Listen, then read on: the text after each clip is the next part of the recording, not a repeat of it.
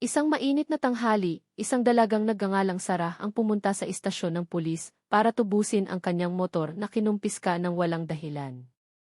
Ngunit sino ang mag-aakala na ang pagdating niya ay magpapasiklab sa galit ng isang tiwali at aroganteng pulis na nagngangalang Sargento Bert at magtatapos sa isang nakakahiyang labanan na hindi malilimutan.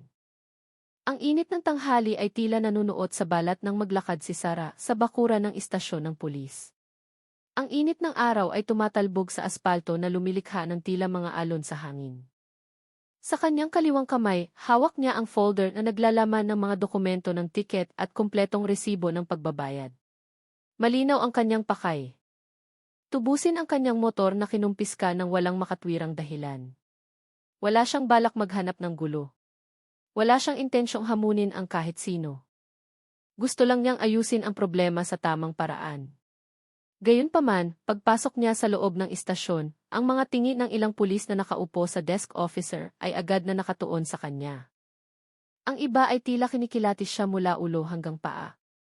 Tila ba tinitimbang kung sino talaga ang dalagang ito na nag-iisang pumunta sa ganoong lugar. Matatag ang mga hakbang ni Sarah. Kahit na puno ng mapanghusgang tingin ang paligid. Hindi gaanong matao sa istasyon, pero maraming pulis ang naglalakad-lakad bitbit ang mga papeles at baril sa kanilang bewang. Ang ilan sa kanila ay ngumingisi pa ng nakakaloko, tila ba pinagtatawanan ang isang bagay na sila lang ang nakakaintindi. Nanatiling tahimik si Sarah, hindi nagpaapekto. Alam niyang ang lugar na ito ay hindi para sa mga walang ingat magsalita. Sa harap ng desk officer, bumati siya ng magalang at ipinaliwanag ang kanyang pakay. Ang pulis sa likod ng mesa ay tamad na tumango at nagsabi ng maikli, "Hintay ka lang sandali, tatawagin ka." Mabagal ang takbo ng oras. Ang silid ay tila lalong uminit, hindi dahil sa panahon, kundi dahil sa kawalan ng pakialam ng mga tao sa loob. Makalipas ang humigit kumulang 10 minuto, isang malaking lalaki ang lumabas mula sa kabilang kwarto. Mabigat at may otoridad ang kanyang mga hakbang, ngunit ang kanyang mukha ay nagpapahiwatig ng kayabangan. Siya si Bert, ang pulis na kilala sa kanyang matipunong pangangatawan at madalas na humahawak ng mga kumpiskadong gamit. Matalim ang tingin ng kanyang mga mata, pero hindi matalim dahil sa disiplina, kundi matalim dahil sa kapalaluan. "Ikaw yung kukuha ng motor?" tanong niya sa tonong ng mamaliit. Tumango ng mahinahon si Sarah at inabot ang resibo ng pagbabayad. Tinitigan lang ito ni Bert sandali at tumawa ng mahina. "Yung motor na iyon ba? Nako, kung gusto mong makuha, kailangan mong ayusin sa akin, pero hindi ganoon kadali ang proseso." Ang tono ng kanyang boses ay nandidikdik, tila ba sinusubukan ang kanyang tapang. Tinitigan siya ni Sarah ng walang ekspresyon. Hindi siya sumagot agad, naghintay lang ng matyaga. Sa loob-loob niya, handa na siya sa anumang posibilidad pero hindi niya inaasahan na sasalubungin siya ng ganitong ugali. Dumating siya ng may mabuting intensyon, dala ang lehitimong ebidensya, pero hinarap siya ng mga tinging nagpaparamdam na wala siyang halaga.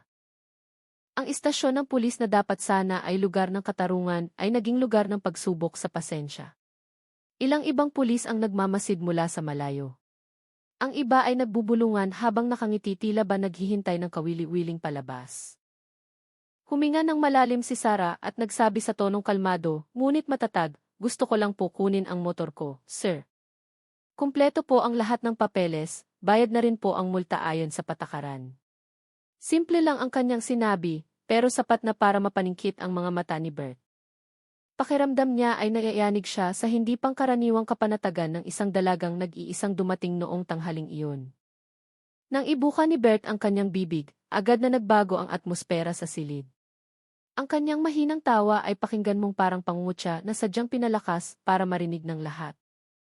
Ang ilang pulis na nakaupo malapit sa mesa ay nakitawa rin ng mahina, ninanamnam ang sandali na parang nanonood ng munting libangan sa gitna ng oras ng trabaho.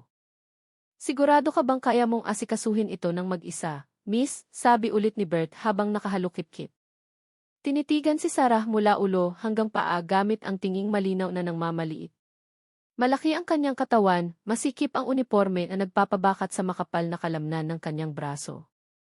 Pero ang pinaka-nakakainis ay hindi ang kanyang pangangatawan, kundi ang kanyang ugali na nagpapakita ng pagiging superior ng walang dahilan. Tinitigan siya ni Sarah sandali, hindi gumanti, nanatiling nakatayo ng tuwid na may blangkong mukha. Alam niyang bawat salitang lalabas sa bibig niya ay pwedeng gawing bagong katatawanan. Lumapit pa lalo si Bert. Ang tangkad niya ay naging dahilan para matakpan ng anino ng kanyang katawan ang liwanag mula sa bintana. Kadalasan kasi kapag ganitong usapan, nagpapatulong ang tao sa lalaki, lalo na ang babaeng maliit na gaya mo, sabi niya sa tonong parang close sila. Tumawa ulit ang ilang pulis na nakaupo sa likod ng mesa. May isa pang sumipol ng mahina tila sinusuportahan ang pang-aasar. Huminga ng malalim si Sarah, sinusubukang panatilihing neutral ang tono ng boses.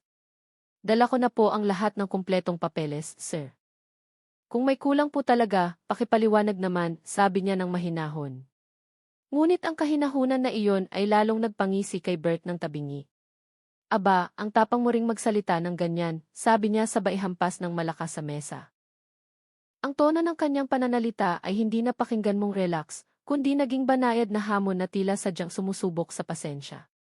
Lalong tumindi ang tensyon sa kwarto. Ang mga pulis na kanina ay nanonood lang ay nagsimulang tumingin ng maseryoso, pero walang ni isa ang sumubok na mamagitan. Alam ng lahat na may reputasyon si Bert bilang taong mahirap suwayin kahit ng kanyang mga kasamahan sa trabaho. Nanatili si Sarah sa parehong pwesto. Mahigpit pa rin ang hawak ng kanyang kamay sa folder, habang pinipilit ng kanyang isip na manatiling nakapokus sa layunin, ang makuha ang motor. Ayaw niyang pahabain ang problema, pero sa tono at paraan ng pagsasalita ni Bert, malinaw na ang usapang ito ay hindi matatapos ng madali. Suminghal si Bert habang umiiling. Minsan naguguluhan ako, bakit ang lakas ng loob ng maliliit na taong gaya mo na pumunta ng mag-isa sa istasyon ng pulis? Hindi ka ba natatakot, sabi niya habang nakangisi. Muling narinig ang mahinang tawanan mula sa sulok ng silid dahilan para magmukhang arena ng hayagang panghihiya ang lugar. Ngunit sa pagkakataong ito, hindi lang nanahimik si Sarah. Tinitigan niya ng diretsyo si Bert. Matalim ang kanyang mga mata pero hindi nagtaas ng boses. Pumunta po ako dito hindi para maghanap ng gulo, sir. Gusto ko lang po na matapos ng tama ang usapan ko, sabi niya sa tonong matigas pero kontrolado. Ang pangungusap na iyon ay nagpatahimik sa buong kwarto sandali. Tumigil sa pagtawa ang ilang pulis, marahil ay nagulat dahil ang ganoon kaliit na dalaga ay naglakas loob na magsalita ng diretsyo gamit ang ganoon kalakas na boses. Tinitigan siya ni Bert ng malalim. Nagbago ang kanyang mukha, nanigas, at mumiti ng mapakla tila ba ayaw magpatalo. Ang sarap mong magsalita, pero dito, ang batas ay hindi lang nasa papel, miss, sabi niya ng mahina, ngunit matalim. Sa paraan ng kanyang pagsasalita, malinaw na may inihahanda siya, bantaman o patibong. Pero isang bagay ang sigurado, napagtanto niya na ang babae sa harap niya ay hindi gaya ng karaniwang mamamayan na madaling takutin. Tinitigan siya ni Sarah ng walang takot. Inilabas niya ang resibo ng pagbabayad ng multa mula sa folder na hawak niya at iniabot ito kay Bert. Ang papel ay opisyal, kumpleto sa selyo at pirma ng traffic enforcer. Gayunpaman, sinulyapan lang ito ni Bert ng mabilisan bago ilapag sa mesa ng pabalang. Alam ko ang mga ganyang papel, sabi niya ng relax habang sumasandal sa upuan. Pero sa tingin mo ba tapos na ang lahat dahil lang sa isang pirasong papel? Ang tono ng boses niya ay ginawang kalmado hanggat maaari, pero bawat salita ay maihalong pang-iinsulto na lalong nagpapabigat sa hangin sa silid. Nanatiling nakatayo si Sarah sa harap ng mesa. Tuwid ang kanyang katawan, ang mukha ay hindi nagpapakita ng kahit katiting na takot. Gusto lang niyang iparating na pumunta siya doon ng may mabuting intensyon, hindi para makipagtalo o magsimula ng gulo. Pero sa paraan ng pagsasalita ni Bert, malinaw na hindi interesado ang lalaki na ayusin ang usapan sa normal na paraan. Ang ilang pulis sa paligid ng mesa ay nagkukunwaring abala, pero paminsan-minsan ay sumusulyap sa kanila, naghihintay ng reaksyon mula sa dalaga.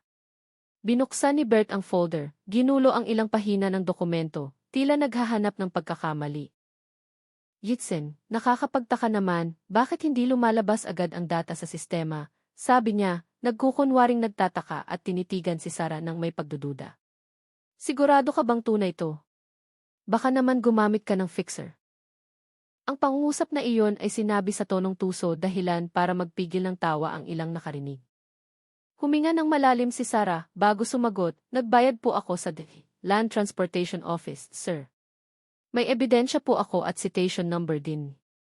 Itinuro niya ang barcode sa papel, pero lalo lang umisi si Bert, inilapit ng kaunti ang katawan. Naniniwala naman ako. Pero minsan kahit yung opisyal nagkakamali rin. Lalo na kung yung pumunta ay hindi nakakaintindi ng patakaran. Ang mga salitang iyon ay malinaw na hindi paliwanag, kundi probokasyon. Sadyang ginigipit ni Bert ang kausap gamit ang aroganting ugali, sinisigurong ang bawat pangusap niya ay pakinggan mong parang pang-aasar. Alam ni Sarah ang ganitong laro. Madalas na siyang makaharap ng mga taong sumusubok paglaruan ang batas para sa sariling kapakanan. Ang kaibahan lang ngayon, nakauniporme ang kalaban niya. Tinitigan niya si Bert nang hindi kumukurap. Patag ngunit matalim ang kanyang boses. Pumunta po ako dito hindi para pagbintangan ng kung ano-ano, sir. Gusto ko lang po na ibalik ang karapatan ko. Biglang tumahimik ulit ang kwarto. Tumawa ng mahina si Bert. Ang boses ng tawa niya ay mabigat at pilit. Relax lang, miss. Hindi ako nagbibintang. Kaya lang kung lahat ng tao ay madaling makukuha ang motor nila gamit lang ang papel, anong trabaho ko? Tinapos ang kanyang sinabi sa isang tabinging ngiti na lalong nagpasama sa atmosfera. Nagpatuloy ang usapan. Palala ng palala. Pinigilan ni Sarah ang sarili na huwag mapikon.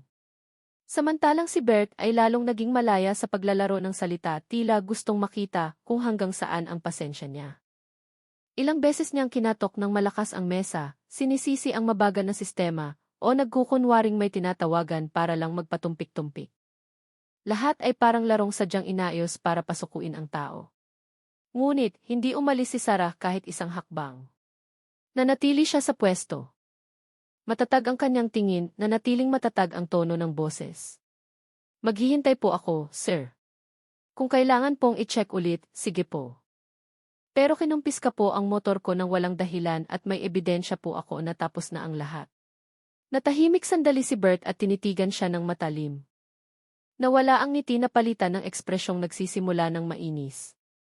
Ang lakas din ng loob mong magsalita ng ganyan sa harap ko, no, mahina niyang sabi pero may halong banta.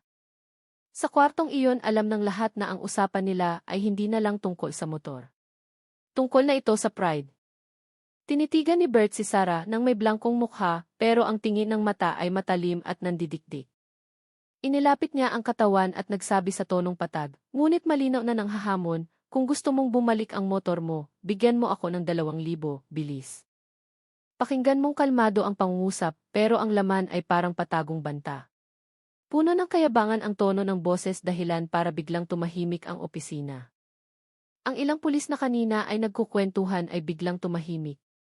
Ang iba ay nagpanggap na abala sa mga papeles. Habang ang iba naman ay sumusulyap lang ng mabilisan gamit ang asiwa na tingin. Alam ng lahat ang ibig sabihin ng pangungusap na iyon, pero walang ni isa ang naglakas loob na sumaway. Para sa kanila karaniwan na itong nangyayari. Kilalang makapangyarihan si Bert sa lugar na iyon at sinumang sumubok lumaban ay kadalasang nagkakaroon lang ng bagong problema. Tinitigan siya ni Sarah nang walang reaksyon. Sinusubukang tiyakin na ang narinig niya ay hindi pagkakaunawaan lang, pero sa tono at itsura ng mukha ni Bert, alam niyang seryoso ito. Ilang segundo ang lumipas ng walang boses, sumandal si Bert sa upuan, bumuntong hininga ng mahina tila ba nababagot sa paghihintay ng desisyon. Wala akong mahabang panahon, sabi niya ng relax habang tinatapik ang mesa. Ibigay mo ang pera ngayon tapos ang usapan. Kung ayaw mo, di iho-hold ko na lang ang motor mo. Simple lang 'di ba? Ang paraan ng pagsasalita niya ay parang taong nag-aalok ng mabilis na solusyon, pero malinaw na ang layunin ay mamilit. Gusto niyang manggipit sa banayad na paraan gamit ang kapangyarihan para sa sariling pakinabang. Nanatiling nakatayo si Sarah sa pwesto niya, hindi gumagalaw kahit kaunti. Sa loob-loob niya nagsisimula na niyang pigilan ang galit hindi lang dahil sa perang iyon, kundi dahil sa kawalan ng katarungan na nakikita niya mismo. Pumunta siya sa opisyal na opisina ng gobyerno, pero tinatrato na parang nakikipagnegosasyon sa tambay sa kanto. Matagal siyang tinitigan ni Bert, umaasang makakita ng senyales ng takot, pero ang nakita niya ay katigasan sa mukha ng dalaga. Sa wakas ay nagsalita si Sarah, mahina ang boses pero malinaw. Pasensya na po, sir. Pero nagbayad na po ako ng multa ayon sa procedure. Walang dagdag na bayad sa tiket ko. Magalang ang tono ng pananalita pero matigas, hindi nagpapakita ng kahit katiting na pag-aalinlangan. Tumawa ng maikli si Bert, mabigat ang boses at may tonong ng mamaliit. Sa tingin mo ba lahat ng transaksyon sa bansang ito ay kasing linis ng nasa papel na yan? Sabi niya habang tinuturo ang folder sa kamay ni Sarah. Ako ang nag-aayos ng mga kumpiskadong gamit dito. Kung sinabi kong 3,000, 3,000 iyon. Kung ayaw mo, mananatili dito ang motor mo. Kanino ka magsusumbong? Ang huling pangungusap ay sinabi sa tonong ng hahamon tila gustong ipakita na hindi siya takot kahit kanino. Sa kwartong iyon, ilang pulis ang yumuko nagkukunwaring walang naririnig. Alam nilang mali si Bert, pero ang posisyon at impluensya nito ang dahilan kaya pinili nilang manahimik. Samantala, nakatingin lang si Sarah nang walang sinasabi. Alam niyang walang patutunguhan ang pakikipaglaban gamit ang emosyon. Dahan-dahang tumayo si Bert. Tinatakpan ng malaki niyang katawan ang liwanag mula sa bintana. Bibigyan kita ng 1 oras, malamig niyang sabi. Kung ayaw mong magbayad, di isipin mo na lang na nawala na ang motor mo. Pagkatapos ay naglakad siya papunta sa pinto, iniwan si Sarah na nakatayo pa rin sa harap ng desk officer. Mabigat ang pakiramdam ng hangin, pero hindi umalis si Sarah kahit kaunti. Tinitigan niya ang dokumento sa kamay, tapos ay inilipat ang tingin sa ilang pulis na nakayuko lang. Sa isip niya, nagsimula niyang mapagtanto na ang larong ito ay hindi matatapos sa maayos na usapan lang. Gayunpaman, sinikap pa rin niyang maging kalmado, pinigilan ang sarili para hindi mapikon. Sa mata niya, hindi na lang basta tiwali si Bert. Siya ay simbolo ng kayabangan ng kapangyarihan na basta-basta na lang ang gigipit ng maliliit na tao. At sa loob ng puso niya, nakapagdesisyon na si Sarah ng isang bagay. Hindi siya aatras. Ano man ang mangyari, tinitigan ni Sarah si Bert nang walang takot. Nanatiling kalmado ang mukha niya, walang takot o pag-aalinlangan. Alam niyang sinusubukan ng lalaki sa harap niya kung hanggang saan siya pwedeng gipitin. Sa tonong patag pero matigas, sinabi ni Sarah, nagbayad na po ako ng multa, sir. Nagawa ko na po ang lahat ng prosedur ayon sa batas. Wala na pong dahilan para i-hold pa ang motor ko. Ang pangungusap ay sinabi ng walang mataas na tono. Pero ang kapanatagan niya ang nagpatahimik kay Bert sandali. Tumahimik ulit ang kwarto. Tanging ang tunog ng electric fan na mabagal na umiikot sa kisam ang naririnig. Nagkatinginan ang ilang pulis na nasa kwarto. Ang iba ay mukhang nagulat dahil hindi nila inakala na ang isang dalaga ay maglalakas loob na tumanggi sa utos ni Bert ng diretsahan. Matagal na tinitigan ni Bert si Sarah. Naningkit ang mata. Nanigas ang panga. Hindi siya sanay na harapin ng ganitong paglaban. Lalo na mula sa taong mukhang napakakaraniwan at walang anumang kapangyarihan. Paulit-ulit na kinatok ng malaking kamay ni Bert ang mesa. Lumilikha ng malakas na tunog na sadyang ginawa para mangipit. Naiintindihan mo ba kung sino ang kausap mo? Mahina niyang sabi. Pero puno ng banta. Sinabi kong magbigay ka ng 3,000, magbigay ka ng 3,000. Huwag kang magmagaling sa batas sa harap ko. Ngunit hindi na tinag si Sarah. Umiling siya ng marahan tapos ay muling diniin sa boses na nananatiling matatag. Pasensya na po, sir. Pumunta po ako dito hindi para makipagtawaran. Gusto ko lang pong kunin ang gamit ko na legal na sa akin. Simple pero matalim ang sinabi. Hindi niya sinubukang sumagot ng may emosyon, sinabi lang ang malinaw na katotohanan. Ang reaksyon na iyon ay lalong nagpainis kay Bert. Sumandal siya sa upuan ng may mapang-uyam na mukha, tinitigan si Sarah mula ulo hanggang paa. Maraming tao ang pumupunta dito na nagsasabing tama sila, pero sa huli sumusunod din gagawin mo rin yun mamaya, sabi niya sa tonong ng mamaliit. Tila ba sigurado na sa huli ay yuyuko ang lahat sa ilalim ng pressure. Diretso ang tingin, hindi nag-alis ng tingin kahit kaunti. Hindi po ako magbabayad ng kahit ano maliban sa hinihingi ng batas, sir. Matigas niyang sagot. Sa pagkakataong ito ay medyo mas mabigat ang boses niya gaya ng taong pagod ng humarap sa parehong laro.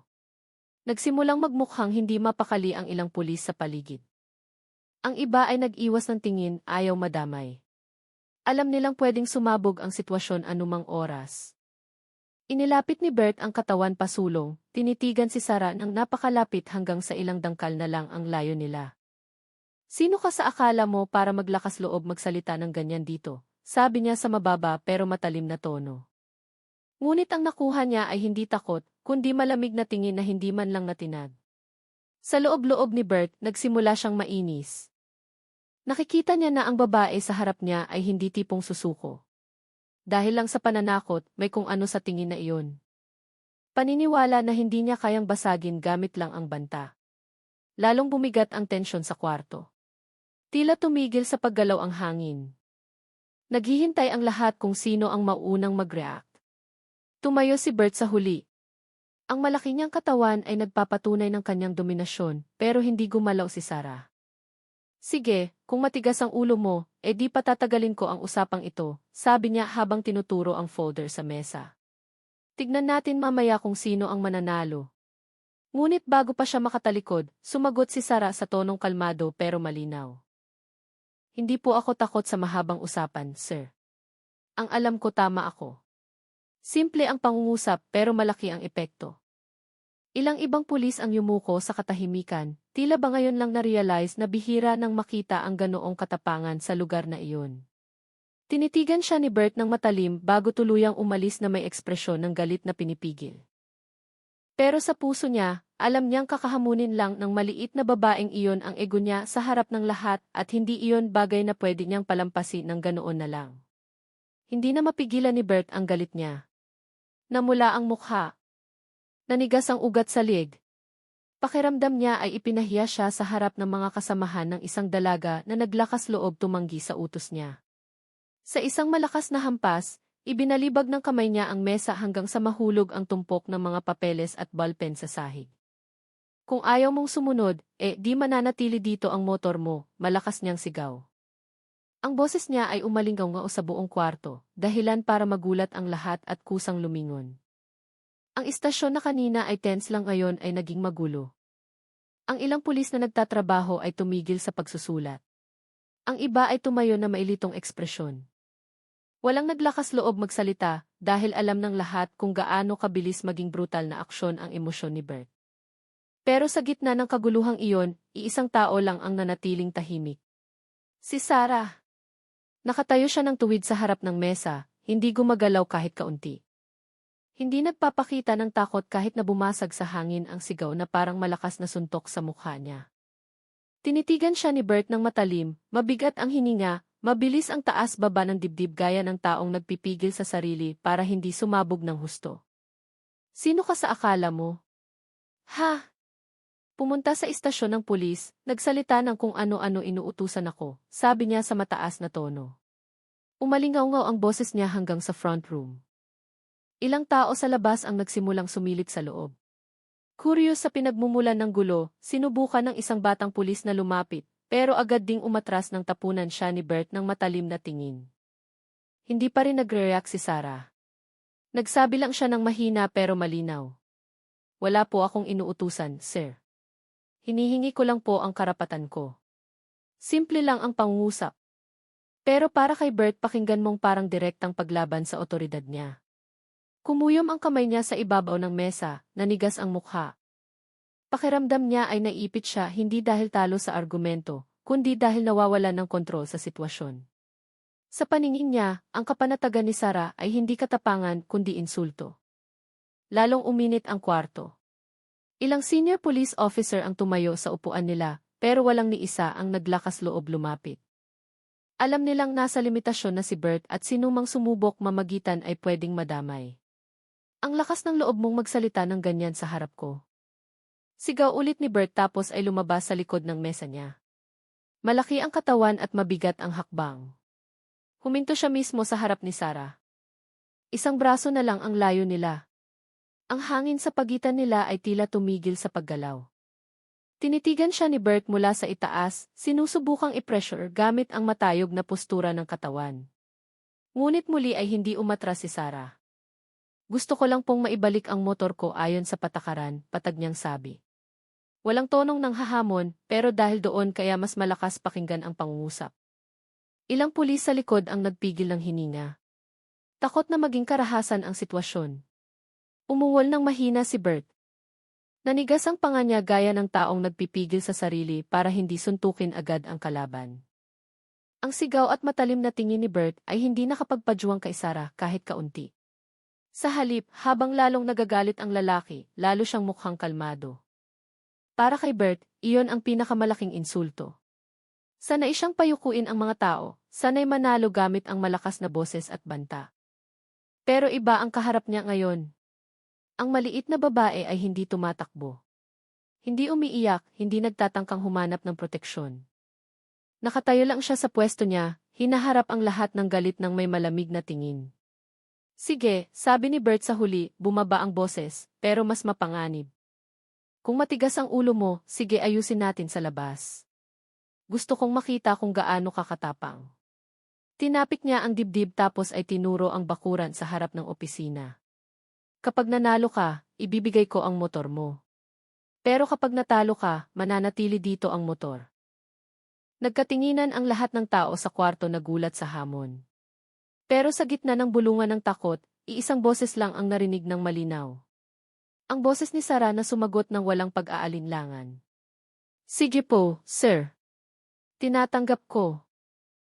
Ang nagbabagang galit ni Bert ay naging dahilan para hindi na rasyonal ang isip niya.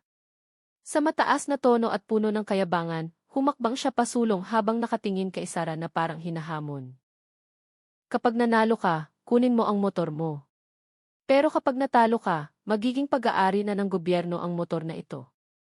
Malakas niyang sabi, umalinggaw ang boses sa buong kwarto. Pakinggan mong baliw ang pangungusap, pero lumabas sa bibig niya ng may buong kumpiyansa. Nagkatinginan lang ang ibang pulis na nakarinig.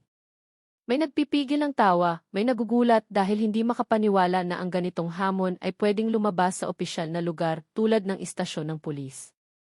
Nakatayo si Bert nang nakabuka ang dibdib. Tila ba kakatapos lang niyang ipakita ang tapang niya. Gayong ang ipinakita lang niya ay kayabangan. Samantala, nanatiling tahimik si Sarah na nagmamasid gamit ang kalmadong tingin. Hindi siya sumagot agad, tinitigan lang si Bert ng matagal. Sinisigurong ang hamon ay hindi lang pananakot. Ngunit sa paraan ng pagtingin pabalik ng lalaki, malinaw na seryoso ito. Ilang pulis ang nagsimulang bumulong sinusubukang pakalmahin si Bert para hindi ipahiya ang sarili sa harap ng publiko. Pero tinabig ng lalaki ang lahat ng payo. Tama na, wag na kayong makialam, magaspang niyang sabi. Hayaan niyong maramdaman ng batang to kung ano ang pakiramdam na lumaban sa pulis sa sarili niyang lugar. Ang pangungusap ay sinabi habang direktang nakaturo kay Sarah. Kitang-kita ng lahat na nawalan na ng kontrol si Bert sa emosyon niya. Namumula ang mukha, naninigas ang ugat sa sentido, at bawat galaw ay nagpapakita ng pagnanasang patunayan ang kapangyarihan gamit ang pisikal na lakas. Samantala, hindi sinubukan ni Sarah na umatras. Alam niyang ang sitwasyon ay lampas na sa hangganan ng lohika, pero alam din niyang ang pagtanggi ay nangangahulugang pagbubukas ng oportunidad na tratuhin ng mas masama. Sa kalmadong boses at walang mataas na tono, sumagot siya, sige, kung iyan ang tanging paraan, tinatanggap ko. Agad na tumahimik. Walang nag-akala na ang maliit na dalaga ay maglalakas loob na sumang-ayon sa hamon na ganoon kaabsurdo. Mumisi si Bert ng tabingi parang natutuwa dahil nagtagumpay na manulso ng reaksyon. Magaling, ayusin natin sa bakuran sa harap ngayon, sabi niya sa tonong mapang-uyam. Tapos ay naglakad palabas habang tinatapik ang balikat ng isa sa mga tauhan. Ilang ibang pulis ang sumunod mula sa likod. Ang iba ay dahil curious, ang iba naman ay dahil gustong siguraduhin na ang away ay hindi mauwi sa fatal. Sa labas tirik pa rin ang araw sa tanghali, tumatalbog ang init sa aspalto ng bakuran ng opisina. Ilang residente na nagkataong napadaan ay huminto rin para tignan ang grupo ng mga pulis na nagsisimulang magtipon. Mula sa malayo, ang nakikita lang ng mga tao ay isang malaking lalaki na matipuno ang katawan na kaharap ang isang babaeng maliit ang katawan. Tanawin na malinaw na hindi balance. Pinaikot ni Bert ang liig, iginalaw ang balikat gaya ng manlalaban na handang magsimula ng duelo. Tinitigan niya si Sarah ng tinging puno ng pang-aasar. Tila ba sigurado na sa resulta? Nakatayo si Sarah sa gitna ng bakuran ng may kalmadong hakbang. Walang kaba sa mukha. Itinali lang niya ang buhok sa likod tapos ay tinitigan si Bert ng diretsyo. Ayoko pong humaba ang problemang ito, patag niyang sabi. Pero kung ito lang po ang tanging paraan para maibalik ang motor ko, sige po. Nagsimulang bumuo ng bilog ang ibang pulis. Ang iba ay palihim na nagtaas ng cellphone para mag-record. Tumawa ng malakas si Bert. Ang boses ng tawa niya ay umalinggaw sa pagitan ng pader ng gusali. Sa tingin mo kaya mo akong labanan? Tignan mo ang katawan ko, Neng. Isang suntok lang tutumba ka rin, sabi niya habang tinatapik ang sariling dibdib. Pero noong sigurado ang lahat na matatakot si Sarah, sumagot lang ang dalaga ng maikli, kung ganoon, patunayan niyo lang po, sir. Ang pangungusap na iyon ay nagpatahimik bigla sa paligid. Tinitigan siya ni Bert nang maihalong gulat sandali tapos ay ngumiti ng puno ng galit. Sa harap ng lahat ng saksi, opisyal na nagsimula ang hamon. Hindi lang tungkol sa motor, kundi tungkol sa dignidad sa pagitan ng maliit na mamamayan laban sa aparatong umaabuso sa kapangyarihan. Tinitigan ni Sarah ng matalim si Bert. Ang mata niya ay hindi nagpapakita ng kahit kaunting pag-aalinlangan. Sa gitna ng grupo ng mga pulis na nakatingin ng masama, ngumiti pa siya ng tipid at nagsabi ng mahina, pero malinaw. Sige, tinatanggap ko ang hamon. Agad na nagbago ang kapaligiran. Ang ilang pulis na kanina ay nagtatawanan ngayon ay nagkatinginan na may ekspresyon ng hindi paniniwala. Isang dalagang maliit ang katawan ang humamon ng duelo sa matipunong pulis sa harap ng maraming saksi. Hindi iyon makatwiran. Ngunit sa paraan ng pagsabi ni Sarah, alam ng lahat na hindi siya nagbibiro. Natahimik sandali si Bert. Siguro ay hindi inaasahan na ganoon katapang ang kalaban, pero ang gulat niya ay agad na napalitan ng mapang-asar na tawa. Wow, ang tapang mo rin, Neng. Sige, pagbibigyan kita. Pero huwag kang iiyak mamaya ha, sabi niya habang tinatapik-tapik ang sariling braso tila gustong ipagyabang ang malaking muscle na nagpapasikip sa manggas ng uniforme. Sinubukan ng ilang pulis na pakalmahin ang sitwasyon, pero tinabig sila ni Bert ng marahas. Tumahimik kayo, hayaan niyong turuan ko ang batang to para malaman niya ang lugar niya, sabi niya sa mataas na tono. Dumadami ang tao. May nanonood dahil sa kuryosidad, may nagre-record ng palihim gamit ang cellphone. Sa kanila, may maliit na bahagi na mukhang hindi komportable. Siguro dahil alam nila na ang ginagawa ni Bert ay malayo sa tama.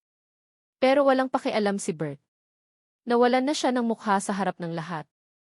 At ang tanging paraan para mabawi ang dignidad ay sa pamamagitan ng pagpapakita ng lakas. Samantala, nanatiling nakatayo si Sarah sa pwesto niya, hindi masyadong nagsasalita. Hindi siya nagtaas ng boses, hindi nagdepensa sa sarili. Tinitigan lang niya ang kalaban ng tahimik. At ang katahimikang iyon ay lalong nagpainit kay Bert. Huwag ka ng madaming arte. Tara sa bakuran sa harap ngayon din, sigaw niya. Naglakad si Sarah nang hindi nagmamadali, dumaan sa grupo ng mga tao na tumabi para magbigay daan. Hati ang tingin ng mga tao sa paligid. May humanga, may nagduda. Sa labas, nakakasilaw ang sikat ng araw sa bakuran ng opisina. Ang mainit na hangin ay humalo sa tensyon na nakabitin sa pagitan nila. Nakatayo si Bert sa gitna ng field habang nakakuyom ang kamay, naghihintay parang mabangis na hayop na handang manila. Sigurado kang gusto mong ituloy, sabi niya sa tonong ng aakit. Kapag natalo ka, huwag kang iiyak dito. Sumagot lang si Sarah ng maikli, hindi ako iiyak, sir. Walang labis na emosyon sa boses niya. Tanging katigasan na nagpalunok ng kusa sa ilang pulis sa paligid. Sa puso nila may halong takot at paghanga. Dahil ang batang babaeng iyon ay kakamon lang sa taong kahit sila ay ayaw harapin. Sa sandaling iyon, ang desisyon ni Sarah ay hindi na tungkol sa motor. Naging usapin na ito ng dangal. Pwedeng isipin ni Bert na biro lang ito, pero para kay Sarah, ito ay paglaban sa totoong kawalan ng katarungan. Alam niyang malaki ang risko, baka nga maging masama ang kahihinatnan, pero hindi siya atras. Sa isip niya ay wala nang puwang para sa takot. Pumunta siya doon para ipagtanggol ang karapatan niya. At kung ang tanging paraan para doon ay ang tumindig at lumaban ng harapan, gagawin niya iyon ng walang pag-aalinlangan. Sa harap ng lahat ng matang nakatingin sa kanya, huminga ng malalim si Sarah at kinuyom ng mahina ang kamay. Walang matulaing salita, walang pangakong matayog, tanging isang malinaw na intensyon, harapin ang kayabangan gamit ang katapangan. At sa oras na iyon na-realize ng lahat ng tao, sa bakuran ng istasyon ng pulis na ang masasaksihan nila ay hindi lang pisikal na labanan, kundi banggaan ng katotohanan at kayabangan. Ilang minuto matapos tanggapin ang hamon, ang bakuran ng istasyon ng pulis ay naging arena ng palabas. Ang mga pulis na kanina ay nagtatrabaho sa loob ay lumabas isa-isa, ang iba ay dahil sa kuryosidad, ang iba naman ay gustong siguraduhin kung totoo ang balita. Isang dalaga ang makikipaglaban kay Bert.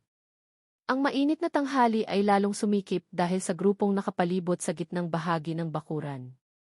Tumawa ng mahina ang ilang pulis, inisip na kalokohan ito. Grabe, lalabanan ba talaga ng batang babaeng yan si Bert? Bulong ng isa sa kanila. Sumagot ang isa, susuko din yan sa unang suntok. Sa ibang sulok may nagbukas ng kamera ng cellphone ng palihim, nagre-record mula sa ligtas na distansya. Alam nilang ang eksenang tulad nito ay hindi dapat mangyari sa opisyal na lugar, pero mas malaki ang kuryosidad kaysa sa takot. Nakatayo ng tuwid si Bert sa gitna ng bilog. Tinanggal na ang itaas na bahagi ng uniforme, natira ang masikip na gray t-shirt na nagpapabakat sa muscle ng braso at dibdib. Pinaikot niya ang liig, tinapik ang balikat, at sinuntok ang hangin ng ilang beses para ipakita ang lakas. Samantala, si Sarah ay nakatayo lang ng ilang metro sa harap niya. Walang espesyal sa itsura niya maliban sa kapanatagan na dala niya sa gitna ng hiyawan at pang-aasar. Hindi niya pinainit ang katawan, hindi pumustura na handang lumaban gaya ng kalaban. Nakatayo lang siya ng tuwid, humihinga ng dahan-dahan at nakatingin ng diretso kay Bert ng walang ekspresyon. Mula sa labas ang ugaling iyon ay mukhang takot. Pero para sa mas mapanuri, kitang-kita. Hindi ito ugali ng taong takot, kundi ng taong nagpipigil at naghihintay ng tamang oras. Ang ilang batang pulis na nanonood ay nagsimulang magmukhang hindi sigurado kung tatawa ba o mag-aalala. May kung ano sa mata ni Sarah na nagpaparamdam sa kanila na ang sitwasyon ay hindi mangyayari gaya ng iniisip ni Bert. Pumalakpak si Bert ng malakas, ang boses ay umalinggaw sa buong bakuran. Ayo, Neng, naghihintay ako. Kung gusto mong umatras, pwede pa, sabi niya habang tumatawa ng aasar. Hindi sumagot si Sarah. Yumuko lang siya sandali tapos ay itinali ang buhok sa likod sa kalmadong galaw. Sa mga mata niya ay walang takot kahit kaunti, tanging focus. Huminga siya ng malalim ulit tapos ay inangat ang mukha. Sinabi ko nang hindi ako aatras. Patag niyang sabi. Hindi malakas ang boses, pero sapat na malinaw para mapatahimik ang mga tao sandali. Humagalpak ng tawa si Bert, sinusubukang takpan ang pakiramdam ng pagkaipit na nagsisimulang lumabas sa loob niya. Naglakad siya ng pabilog, sinusubukang ipakita na siya ang makapangyarihan sa lugar na iyon. Sa tingin mo kaya mo akong labanan? Isang suntok ko lang, tumba ka sigurado, sabi niya habang pinapalo ang sariling palad. Ngunit, hindi pa rin nag-react si Sarah. Hindi siya nagpapain sa anumang probokasyon. Nagsimulang mapagtanto ng lahat ng nanonood ang isang bagay. Ang babaeng iyon ay hindi nagre-react gaya ng karaniwang taong takot, kundi gaya ng taong sanay humarap sa pressure. Nang lalong sumikip ang bilog ng mga manonood, pumwesto na sa wakas si Bert. Yumuko siya ng kaunti, iginalaw ang paa, at tinitigan si Sarah ng matalim. Sige, simulan na natin, malakas niyang sabi. Isang pulis na malapit sa kanila na mukhang gustong maging referee ang nagtaas ng kamay at nagbigay ng hudyat. Ngunit bago pa man tuluyang bumaba ang hudyat, humakbang na ng mabilis si Bert. Ang malaking katawan ay sumugod parang buhay na pader papunta kay Sarah. Nagpigil ng hininga ang lahat, ang iba ay humiyaw pa. Pero tahimik pa rin si Sarah. Ang mata ay hindi humihiwalay sa bawat galaw ni Bert. Alam niyang hindi balanse ang laban, pero alam din niya kung paano harapin. At sa gitna ng init ng araw, sa pagitan ng tingin ng dose-dosenang pares ng mata, ang dalawang figura na magkaibang-magkaiba ay nagkaharap na sa wakas. Ang isa ay lumalaban para sa ego at kapangyarihan. Ang isa ay lumalaban para sa dignidad at katotohanan. Pagkabigay ng hudyat, agad na sumugod si Bert nang walang pag-aalinlangan. Mabilis na gumalaw ang malaki niyang katawan. Ang hakbang ng paa ay humampas ng malakas sa aspalto ng bakuran. Gamit ang buong lakas, iwinasiwas niya ang kanang kamao papunta sa mukha ni Sarah. Mabigat na suntok na malinaw na kayang magpatumba ng sinumang tamaan. Ngunit bago pa tumama ang suntok, itinagilid ni Sarah ang ulo ng kaunti sa kanan at hangin lang ang tinamaan ng atake. Nawala ng balanse si Bert sa loob ng split second, pero agad na pinaikot ang katawan at nagpakawala ng pangalawang suntok na mas mabilis. Sa pagkakataong ito itinaas ni Sarah ang braso para manangga, pero naitulak pa rin paatras ng ilang hakbang. Narinig ang hiyawan ng mga manonood. May sumigaw para magbigay ng suporta, may nagtatawanan. Tama na, Neng, suko na. Sigaw ng isang pulis mula sa likod. Ngunit hindi sumagot si Sarah. Inayos lang niya ang paghinga. Ang mata ay nakapokus sa pagbasa ng bawat galaw ni Bert. Patuloy na umatake si Bert nang hindi nagbibigay ng pagkakataon. Ang suntok ay lumilipad mula sa lahat ng direksyon, kasabay ng malakas na singhal ng hininga na nagpapakita kung gaano kalaki ang lakas na inilalabas niya. Bawat suntok ay dumadaan sa hangin na may tunog na humahagibis, muntik nang tumama sa ulo o katawan ni Sarah na patuloy na umiiwas. Sa unang tingin, mukhang naiipit ang posisyon ni Sarah. Gumagalaw siya paatras, agilid halos walang ganti. Ilang pulis ang nagtatawanan, pakiramdam ay sigurado nang matatapos agad ang laban. Kita mo na, sabi ko na sabi ng isa sa kanila habang tumatawa. Pero ang hindi nila napapansin, hindi pa umaatake si Sarah hindi dahil takot siya. Nag-aaral siya. Matalim ang tingin. Sa tuwing iwawas-iwas ni Bert ang kamay, pinapansin niya ang ritmo, direksyon, at puwang sa pagitan ng mga atake. Sa mukha niya ay walang panik, tanging buong konsentrasyon. Alam niyang ang isang maliit na pagkakamali ay pwedeng maging dahilan ng pagkatalo niya. Pero alam din niya na ang kalaban ay nagsisimula ng mawala ng kontrol dahil sa sobrang tiwala sa sarili. Sa kabilang banda, nagsisimula ng ma-frustrate si Bert. Lahat ng atake niya ay bigong tumama sa target. Pakiramdam niya ay pinaglalaruan siya gayong ang kalaban ay hindi gumagawa ng kahit isang ganti. Puro kaiwas, ha, sigaw niya habang nagpapakawala ng malakas na suntok papunta sa dibdib ni Sarah. Sa pagkakataong ito muntik nang tumama ang kamao sa target, pero yumuko si Sarah ng mabilis dahilan para ang suntok ay humampas lang ulit sa hangin. Nagmura ng mahina si Bert. Nagsisimula ng basain ng pawis ang sentido niya. Hindi niya inakala na ang babaeng ganoon kaliit ay kayang gumalaw ng ganoon kabilis. Nagsimulang magmasid ng maseryoso ang mga manonood sa paligid. Nakikita nila na kahit hindi pa gumaganti si Sarah, kalkulado ang hakbang, maayos ang galaw, at ang mata ay laging nakapokus. Walang bahid ng panik. Sige na, suntok na pabalik. Sigaw ng isa mula sa likod. Pero nanatiling tahimik si Sarah. Alam niyang hindi pa dumarating ang oras. Naghihintay pa siya ng butas at ang butas na iyon ay darating ng mabilis. Dahil lalong nagmamadali si Bert, lalong nawawala ng ritmo, ang susunod na atake ay mas magaspang. Nagpakawala si Bert ng sunod-sunod na suntok tapos ay sinubukang sumipa. Pero nagsisimula ng magulo ang galaw niya. Mabilis ang hininga. Ang malaking lakas na inilabas niya ay lalong nagpabagal sa reflex niya. Nakita iyon ni Sarah. Sa unang pagkakataon, yumuko siya ng mababa. Iniwasan ang suntok sa ulo tapos ay umatras ng 2 beses. Nararamdaman niya ang pressure ng hangin mula sa kamao ni Bert na muntik nang tumama sa mukha niya. Pero hindi siya natinag. Ilang pulis na nanonood ang nagsimulang magbulungan. Bakit parang lalong gumugulo si Bert, sabi ng isa sa tonong nag-aalala. Si Bert mismo ay walang naririnig. Sinara na ng galit ang isip niya.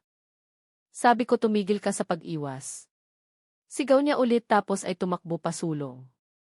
Pero sa pagkakataong ito bumagal ng kaunti ang hakbang sa huli. At sa sandaling iyon sa unang pagkakataon mula nang magsimula ang laban, ibinaba ni Sarah ang kamay mula sa defensive position.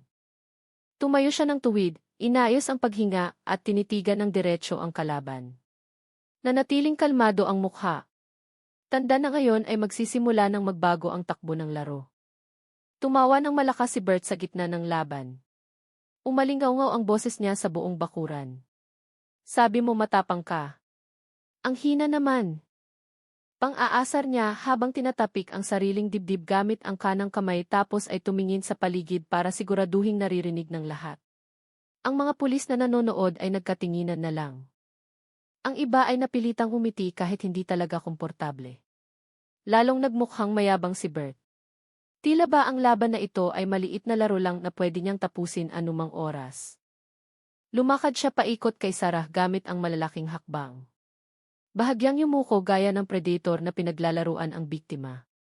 Sige na, Neng, sabihin mo na lang na suko ka na. Tatapusin ko na mamaya, sabi niya sa tonong puno ng pangungutya. Pero hindi sumagot si Sarah. Nanatili siyang nakatayo sa pwesto niya, nakatingin lang ng may kalmadong tingin na lalong nagpagalit kay Bert. Tinapik niya ang sariling pisngi ng 2 beses at nagsabi ng malakas, sige. Isang suntok lang kung kaya mo. Bibigyan kita ng chance. Ang pangungusap ay sinalubong ng mahinang tawa ng ilang pulis sa likod.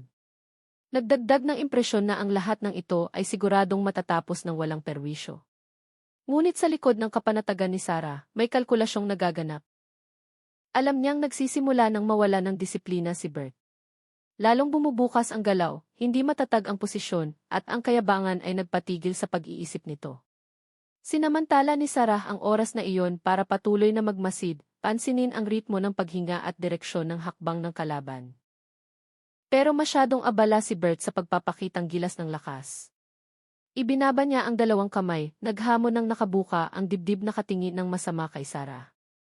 Sige suntok, pangako hindi ako gaganti, sabi niya ulit sabay tawa ng malakas. Tila ba ang sitwasyon ay isang katatawanan? Ang tunog ng tawa ay nag-udyok ng hiyawan sa ilang manonood na uhaw sa palabas. Pero hindi lahat ay nakitawa. May ilan na nagsimulang makaramdam ng pagkailang sa nakikitang kawalan ng balanse. Bumulong ang isang batang pulis sa kasama, kapag may nangyaring masama sa babaeng yan, lagot tayo. Pero walang pakialam si Bert. Para sa kanya ang laban na ito ay panalo na sa mental. Huminga ng malalim si Sarah, na natiling matalim ang tingin. Alam niyang ang bawat pang-aasar ay paraan lang ni Bert para pagtakpan ang frustrasyon. Akala ko pulis kang nakakaintindi ng patakaran, hindi yung naghahanap ng away, patag niyang sabi. Tumarak agad ang sinabi kaya tumigil sandali ang tawa ni Bert. Anong sabi mo? Sabi niya sa tumataas na tono. Namula ang mukha dahil napikon. Mabilis siyang humakbang pasulong, nagpakawala ng malakas na suntok na muntik nang tumama sa ulo ni Sarah. Pero muli, umiwas ang dalaga ng mabilis. Sumablay ang suntok ni Bert, pero sa pagkakataong ito, hindi siya tumigil. Diretso niyang itinuloy ang pangalawa at pangatlong suntok ng walang tigil, walang kontrol. Bawat suntok ay mabigat, pero lalo ring hindi nagiging asintado. Naitulak si Sarah paatras, tila nagsisimula na namang maipit. Ngunit sa likod ng lahat ng iyon, ang mata niya ay patuloy na nagmamasid, nagbabasa ng direksyon ng galaw, nagbibilang ng butas, naghihintay ng tamang oras para bumaliktad ang sitwasyon. Habang tumatagal lalong nagiging brutal si Bert. Hindi na niya kinukwenta ang lakas ng kalaban. Gusto na lang niyang magpatumba. Akala mo magaling ka? Ito ang napapala ng lumalaban sa akin. Sigaw niya habang iwinawasiwas ang malaking suntok papunta sa dibdib ni Sarah. Nagawa ng dalaga na sanggahin ang iba, pero ang katawan niya ay naitulak pa rin paatras. Sigurado ang lahat ng nanonood na matatapos na agad ang laban. Ang tunog ng tawa at hiyawan ay humalo sa yabag ng sapatos sa aspalto. Pero sa gitna ng lahat ng ingay na iyon, iisang tao lang ang nanatiling tahimik at nakapokus, si Sarah. Kahit tumutulo ang pawis sa sentido, nanatiling kalmado ang mukha. Alam niyang binubuksan ni Bert ang sarili ng mas malawak. Bawat atake ay naglalapit sa kanya sa pagkapagod. At nang lumabas ang unang malaking hininga sa bibig ng lalaki, alam ni Sarah na dumating na ang oras. Ang lahat ng kayabangan ni Bert ay malapit nang bumaliktad para maging punto ng sarili niyang pagbagsak. Nang magsimulang mawalan ng ritmo si Bert, dahil sa sobrang daming atake na walang direksyon, nagsimulang magbago ang sitwasyon sa field. Mabigat ang hininga, nagsisimulang hindi maging matatag ang hakbang, at ang braso ay mukhang bumababa na dahil sa pagod. Mula sa malayo, nakita ng mga pulis na nanonood ang pagbabago. Hindi na kasing tala si Bert nung umpisa. Bumagal ang atake, humina ang reaksyon. Samantala, si Sarah na simula pa lang ay dumidepensa lang ngayon ay nagsimula ng gumalaw sa ibang bilis. Nagbago ng tuluyan ang galaw, magaan, mabilis at puno ng kalkulasyon. Bawat hakbang ngayon ay may direksyon. Bawat tingin ay nakapokus sa kahinaan ng kalaban. Hindi na lang siya umiiwas, kundi nagsisimula ng basahin ang ritmo ng galaw. Pinapansin ang pagitan ng mga suntok at ang butas na lumalabas sa tuwing itataas ng lalaki ang kamay. Nang muling iwinasiwas ni Bert ang malaking kamao papunta sa kanya, mabilis na yumuko si Sarah, tapos ay umikot sa kaliwa, binago ang posisyon sa loob ng split second. At sa oras ding iyon sa unang pagkakataon ay gumanti siya ng atake gamit ang malakas na suntok sa kanang tagiliran ni Bert. Narinig ng malinaw ang tunog ng malakas na tama. Umuwol ng mahina si Bert. Bahagyang yumuko ang katawan sa gilid dahil sa suntok. Kusa na pumutok ang hiyawan mula sa ilang manonood na hindi makapaniwala sa kakayari lang. Sa pool, sigaw ng isa ng hindi namamalayan. Nagulat si Bert. Ang mukha ay nagpapakita ng sakit na maihalong galit. Sinubukan niyang ituwid ang katawan. Pero bago pa makapwesto, gumalaw na ulit si Sarah. Sa bilis na mahirap sundan ng mata, inusog niya ang hakbang at nagpakawala ng sipa sa kaliwang binti ni Bert. Tumama ang sipa sa loob ng tuhod dahilan para mawala ng balanse ang malaking katawan. Gumwang si Bert paatras. Sinubukan ng kamay na panatilihin ang posisyon. Pero umatras na si Sarah nang may matatag na hakbang. Walang ekspresyon ng kasiyahan sa mukha. Tanging buong focus. Alam niyang hindi sapat ang isang atake para mapabagsak ang ganoon kalaking lalaki. Pero ang unang atake ay laging nagiging panimula at nagtagumpay ang panimulang iyon. Ang mga manonood na kanina ay nagtatawanan ay nagsimulang tumahimik. Na-realize nila na ang laban na ito ay hindi pala kasing hindi balanse ng inaakala nila. Si Bert na kilala sa lakas ay mukhang nahihirapan na. Lalong bumibigat ang hininga. Nakatingin ang mata kay Sarah nang may pagkalito at galit na magkahalo. Nandaraya ka, sigaw niya sa paos na boses, pero walang pumansin. Alam ng lahat na walang daya doon. Mayroon lang pagkakaiba sa pagitan ng taong umaasa sa muscle at taong umaasa sa utak. Nanatiling tahimik si Sarah, inayos ang distansya ng maingat. Sa tuwing susubukan ni Bert na lumapit, umaatras siya ng kalahating hakbang tapos ay naghihintay. Kapag masyadong mabilis ang hakbang ng lalaki, umaatake si Sarah ng isang mabilis na suntok sa dibdib o isang maikling sipa sa hita. Hindi lahat ay malakas, pero sapat na para lalong mawala ng kontrol si Bert. Lahat ng galaw na iyon ay kalkulado, tila ba alam niya ang bawat galaw ng kalaban bago pa gawin. Talagang galit na si Bert. Umuwol siya ng malakas, umatake ng brutal nang walang pakialam sa teknik o posisyon. Pero lahat ng iyon ay walang saysay. Hawak na ni Sarah ang ritmo. Hindi na siya dumidepensa, kundi pinamumunuan na ang direksyon ng laban. Sa tuwing atake si Bert, lagi siyang nakakahanap ng butas para gumanti. Suntok sa tagiliran, sipa sa binti, tapos isang solid na suntok sa kaliwang balikat. Umatras si Bert ng 2 hakbang, hinihingal. Namumula ang mukha. Nagsimulang humiyaw ng mas malakas ang mga manonood sa paligid. Binabanggit pa ng ilan ang pangalan ni Sarah nang hindi makapaniwala. Pero para sa dalaga, hindi pa tapos ang lahat. Alam niyang kaya pang bumangon ni Bert at kailangan niyang tapusin ito sa malinis na paraan. Sa katahimikan, tinitigan niya ang kalaban ng matalim na tingin. Ang pagkapanalo ay hindi lang tungkol sa kung sino ang malakas, kundi tungkol sa kung sino ang kayang manatiling kalmado kapag nagbago ang sitwasyon. At ngayon sa gitna ng init ng tanghali at tingin ang dose-dose ng mata, nakuha na ni Sarah ang buong kontrol sa laban na sa simula ay hindi patas. Hindi na naghintay pa si Sarah. Nang makitang nawawalan ng balanse si Bert, agad siyang gumawa ng inisyatiba. Matatag ang hakbang ng paa, mabilis at puno ng kontrol. Sa isang iglap, nasa distansya na siya na sapat para umatake. Ang unang suntok ay itinutok sa ulo ni Bert, sa pool sa gilid ng panga. Malakas ang tunog ng tama dahilan para kusa na mapaatras ng isang hakbang ang ilang manonood. Gumwang si Bert pero bago pa makabawi. Tumama ang pangalawang suntok sa itaas na bahagi ng tiyan dahilan para mapatigil ang hininga niya. Sinubukan ng malaking katawan na lumaban pero hindi nagbigay ng puwang si Sarah kahit kaunti. Humakbang siya sa kaliwa, nagpakawala ng pangatlong suntok sa dibdib, tapos ay mabilis na umatras bago makaganti si Bert. Pulido at episyente ang galaw. Walang galaw na sobra, tanging atake na asintado. Sa loob ng ilang segundo, nagbago ng tuluyan ang direksyon ng laban. Si Bert na kanina ay nagdodomina ngayon ay napipilitan na lang manangga sa sunod-sunod na atake na dumarating ng walang patid. Nagsimulang humupa ang hiyawan at sigawan ng mga manonood na palitan ng tense na katahimikan. Walang nag-akala na ang isang babae na mukhang karaniwan ay kayang umatake ng ganoon kabilis at kaasintado. Sinubukan ni Bert na lumaban pero bawat galaw niya ngayon ay madali nang basahin. Nang itaas niya ang kamay para mag-block, ibinaba ni Sarah ang posisyon at inatake ang tiyan. Nang yumuko si Bert, isang siko ang tumama sa balikat.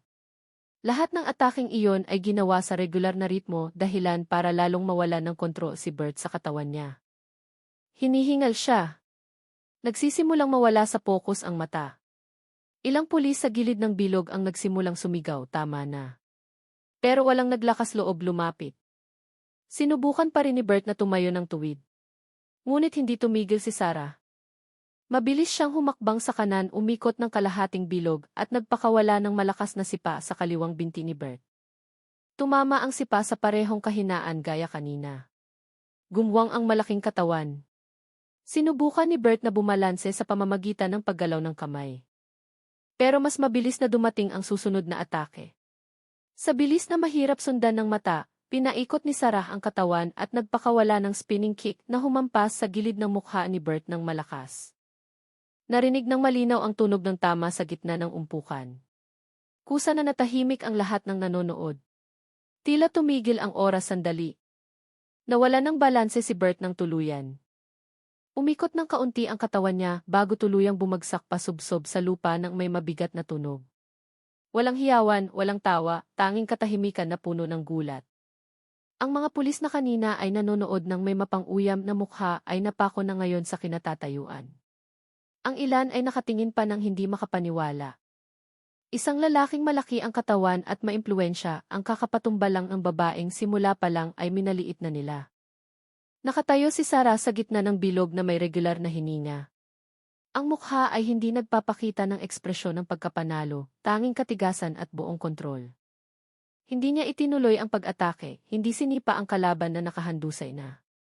Dahan-dahang bumaba ang kamay, ang mata ay nanatiling nakatitig kay Bert na ngayon ay sinusubukang bumangon gamit ang natitirang lakas pero bigo.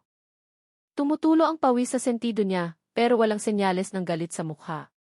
Tanging katahimikan mula sa taong alam kung kailan dapat huminto. Parang na-realize lang ng lahat ng nakasaksi kung ano talaga ang nangyari.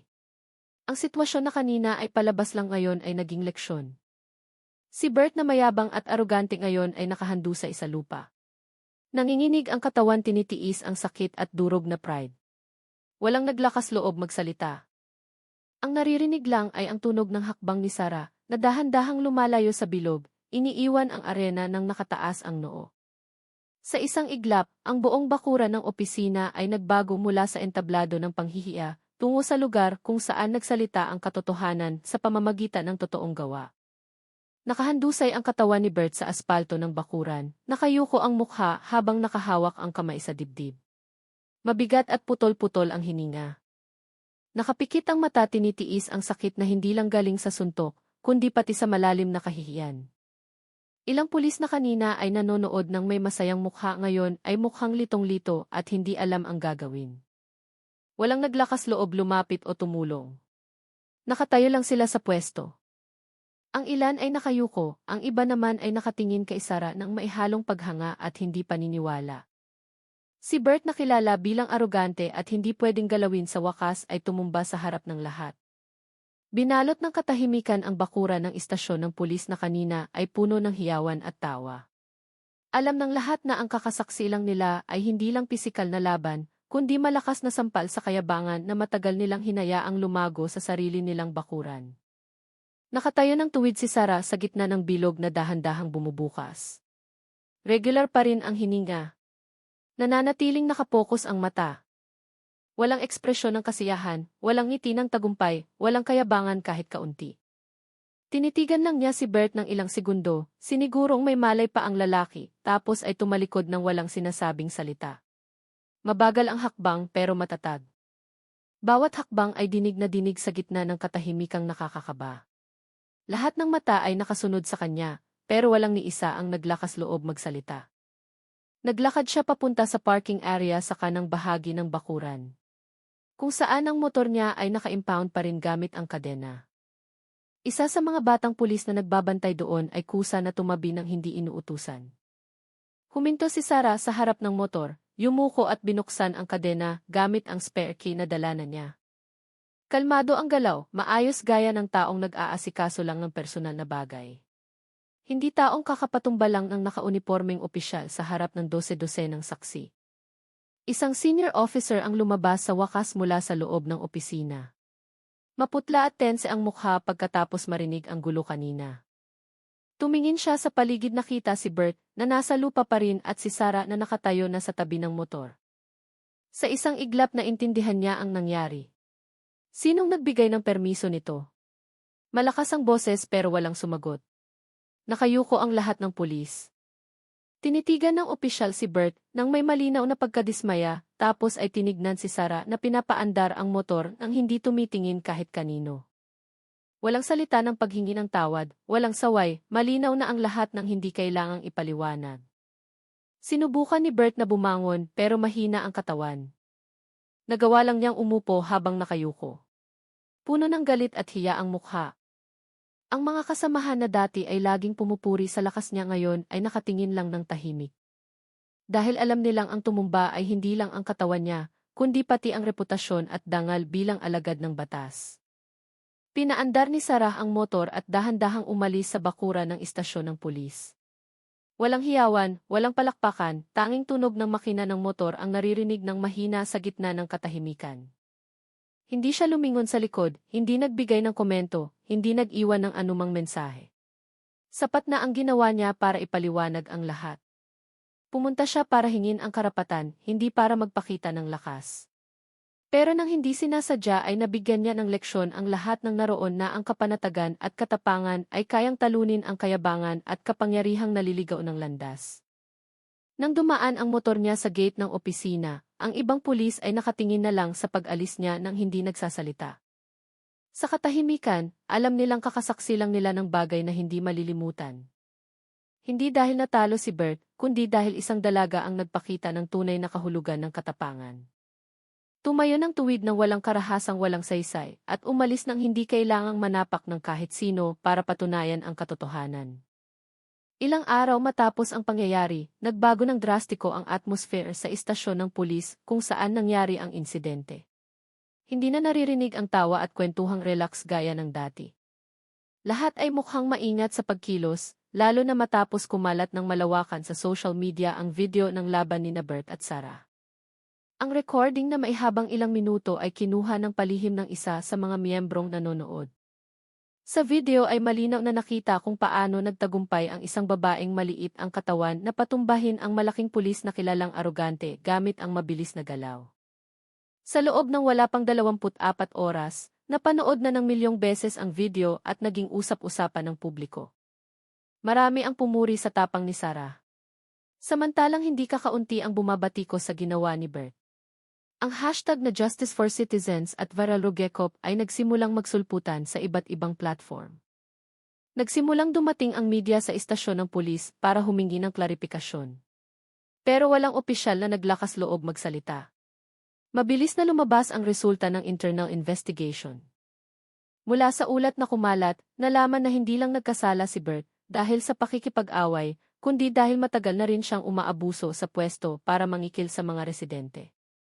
Ilang ebidensya at testimonya ang lumabas na nagpapatibay sa hinala na madalas siyang humingi ng dagdag na pera sa bawat proseso ng ticketing at pagkumpiska ng gamit. Walang ibang choice ang direct superior niya, kundi magpataw ng matigas na parusa. Sa closed meeting, opisyal na sinibak si Bert ng walang dangal, dishonorable discharge. Kumalat ang balita halos kasabay ng pangalawang video na nagpapakita noong ipinatawag si Bert sa VIC room. Malungkot ang mukha at walang ngiti. Natahimik na lang ang mga pulis sa opisina. May mga nahiya, ang iba naman ay galit sa sarili dahil sa tagal ng panahon ay hinayaan nila ang ganoong gawain nang hindi naglalakas loob magsalita. Ang laban na inakalang biro lang ay naging turning point para sa lahat ng tao sa opisinang iyon. Samantala, nagsimula ng ibunyag ng media ang pagkatao ni Sarah. Marami ang curious kung sino ba talaga ang babaeng naglakas loob lumaban sa pulis sa sarili nitong lugar. Mula sa resulta ng pagsasaliksik, nalaman na si Sarah ay dating national boxing athlete na nakapagrepresenta na sa probinsya sa ilang malalaking kampyonato. Tumigil siya sa paglaban ilang taon na ang nakararaan dahil sa minor injury at piniling mamuhay ng simple sa kanyang bayan. Sa tagal ng panahon ay nagtatrabaho siya ng normal, malayo sa spotlight, at hindi kailanman ginamit ang nakaraan para maghanap ng pagkilala. Ang katotohanang iyon ay lalong nagpahanga sa publiko. Ang figura na inakalang karaniwang mamamayan lang ay may background pala ng disiplina at lakas na binuo mula sa pagsusumikap. Maraming istasyon ng GC ang sumubok na interviewin siya. Pero tinanggihan ni Sarah ang lahat ng alok. Isang maikling pangungusap lang ang sinabi niya sa reporter na kumausap sa kanya sa bahay. Ginawa ko lang po ang dapat gawin ng bawat mamamayan. Tumangging tratuhin ng hindi patas. Ang kwento ay naging simbolo ng paglaban sa pang-aabuso sa kapangyarihan. Ang video ng laban ng residente at pulis ay madalas na ngayong ginagamit na halimbawa sa iba't ibang forum ng diskusyon tungkol sa integridad at responsibilidad ng mga opisyal. Ang pangalan ni Sarah ay binabanggit sa maraming lugar bilang simbolo ng katapangan na kalmado at walang kayabangan. Samantalang si Bert na dati ay kilala dahil sa lakas ay naging babala na ngayon sa sinumang umaabuso sa kapangyarihan. Naglaho siya sa publiko, sinusubukang ayusin ang buhay matapos mawala ng pwesto at reputasyon. Sa kabilang banda, ipinagpatuloy ni Sarah ang araw-araw na pamumuhay gaya ng dati. Hindi siya naghanap ng kasikatan sa pangyayari, hindi humiling ng parangal, umaasa lang na wala ng residenteng tratuhin gaya niya. At sa likod ng kanyang kapanatagan, alam niya ang isang bagay na sigurado, ang katotohanan. Kahit galing sa maliit na tao, sa huli ay laging mahahanap ang sarili nitong daan. Yeh!